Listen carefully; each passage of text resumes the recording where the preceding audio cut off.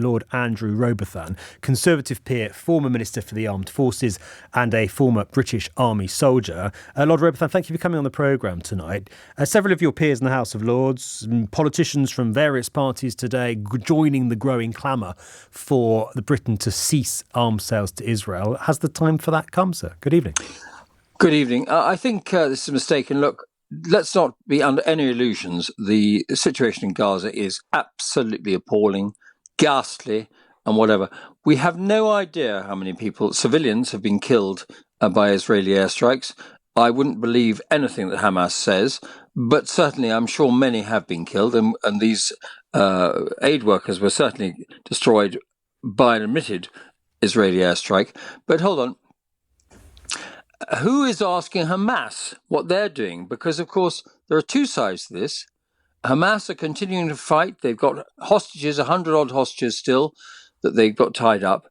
And yet, somehow we put all the pressure on Israel, which for all its many faults, and it has many faults, and I'm not a supporter in any way at all of Netanyahu and Likud, but for all its many faults, it is a democracy. You can stand up in the middle of Tel Aviv and say, I don't like Netanyahu and his government. Try doing that in the middle of Gaza, surrounded by Hamas.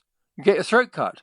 You know, this is the difference now. But so the other shouldn't difference, equate the two. The other difference is that we're not providing arms to Hamas, and if we were, then clearly there would be calls. I'm sorry, but we, the British taxpayer and the United Nations, have supported Hamas unbelievably. We did not know we were doing it. They have built a network of tunnels the size of the London Underground, paid for by us. So let's not beat around the bush. We have been hoodwinked for years by Hamas, which have. I appreciate that, but there is a difference between Hamas, as you say, seizing the aid that is given to Gaza, and the UK directly and intentionally supplying weapons to Israel. I don't think the parallel works, does it? Because we're not intentionally supplying weapons to Hamas. I would disagree with you. We have intentionally supplied a huge amount of aid, which has led to a building of a tunnel complex the size of the London Underground underneath Gaza. We must not believe what they say. Now, I want the Palestinians and the Israelis to live together in peace. An almost intractable situation. I understand that. But it is not aided by having Hamas running Gaza. And they don't think the good people of Gaza like having Hamas run them. They don't have any choice. They don't have any choice. They did elect them in the first place, but which year was that? Was that 2005 or 2006? 2006. They're doing a lot of damage to the people of Gaza. I appreciate. Yeah, of course they are. So let's not take in any way the side of the Hamas. Now, I think this is the most appalling, intractable situation.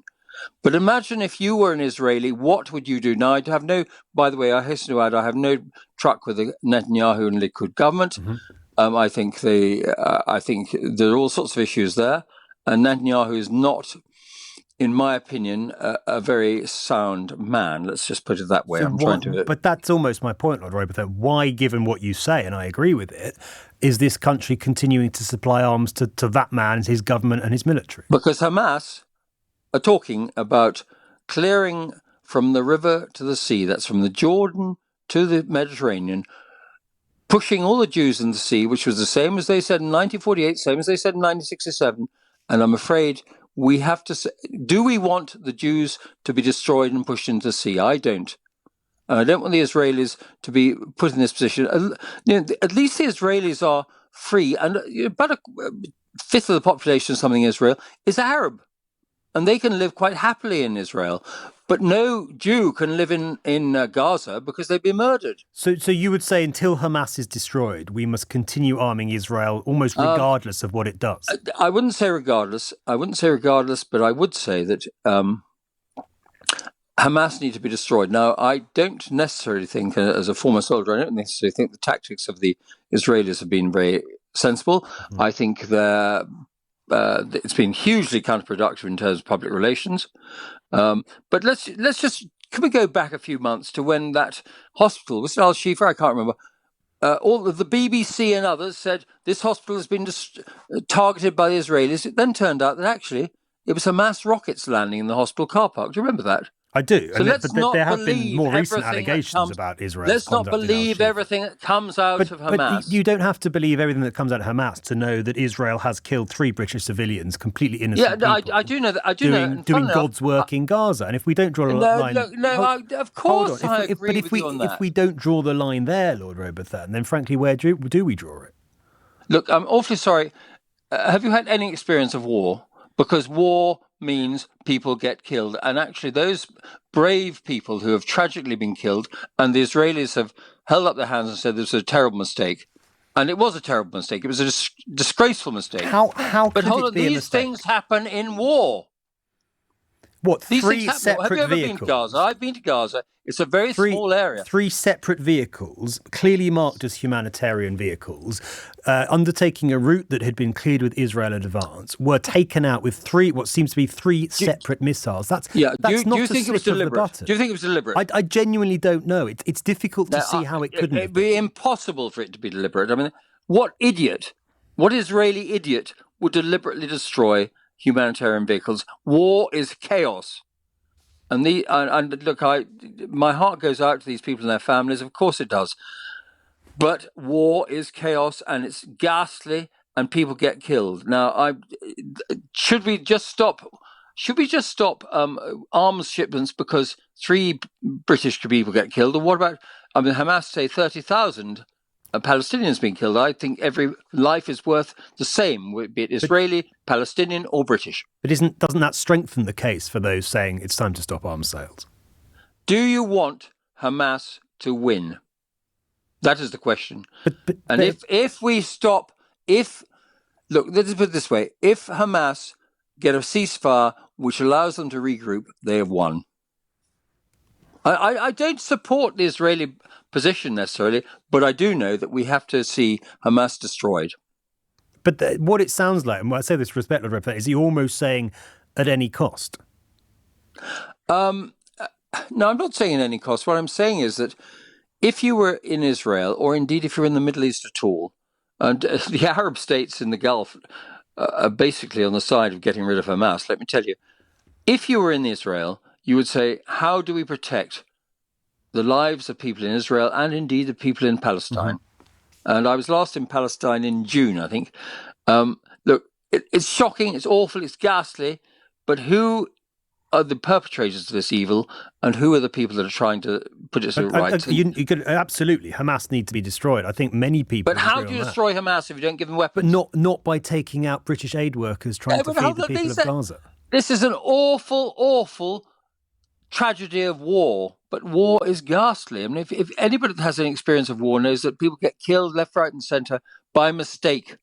It's called. It's a ghastly term. If British missiles are used by Israel to kill more British civilians, then that's just the price we have to pay. I'm sorry. I think that's really semantics. British missiles were not used to kill British citizens by design. They may have been by accident. And do you want Hamas to win, or do you want peace in the Middle East? There cannot be peace in the Middle East with Hamas.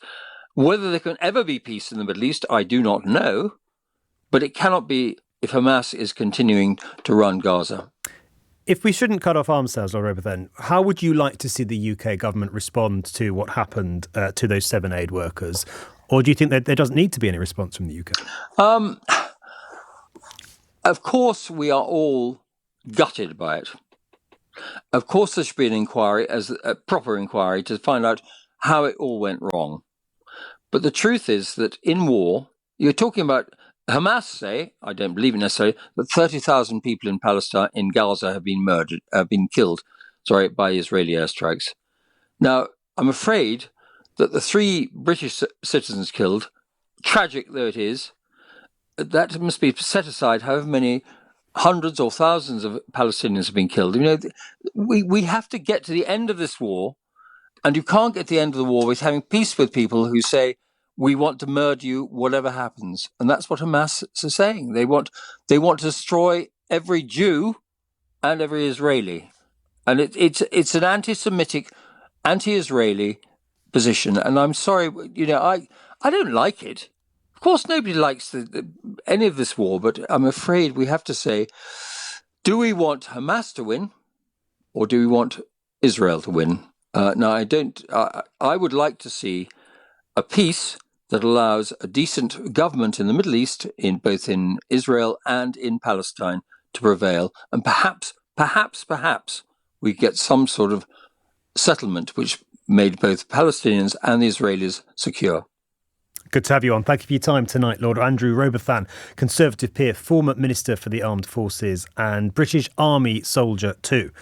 And what do you make of that? A pretty impassioned, I think, defence from Lord Robathan there of the ongoing nature of Britain's arms sales to Israel, making the case for why they should continue, because if we don't, then Hamas will be strengthened. Hamas might be left in power.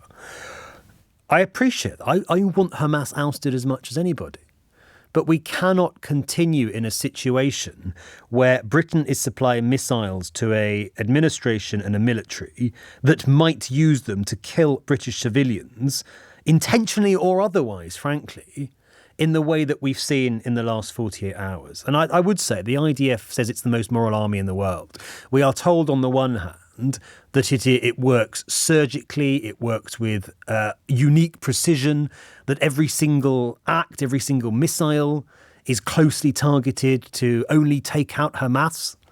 And then we're also being told that those 7 aid workers losing their life is somehow unavoidable. And to me, those two things don't stack up, because if the IDF is as surgical and moral and as precise as it wants us to believe it is, then why were 3 missiles fired at 3 vehicles, clearly, visibly carrying humanitarian workers? Why were they fired at vehicles using a route that Israel had been warned about? And why did Israel not respond even after the people in those vehicles tried to sound the alarm? Is this a catastrophic error? That is undermined, isn't it, by everything that we've been told about the IDF and how it operates by Israel. And it seems to me those arguments just don't really add up. You can't be surgical and precise and deeply moral and also say these things happen in war, because you're undermining your own argument. It's time temporarily, in my view, to say enough is enough. What about you?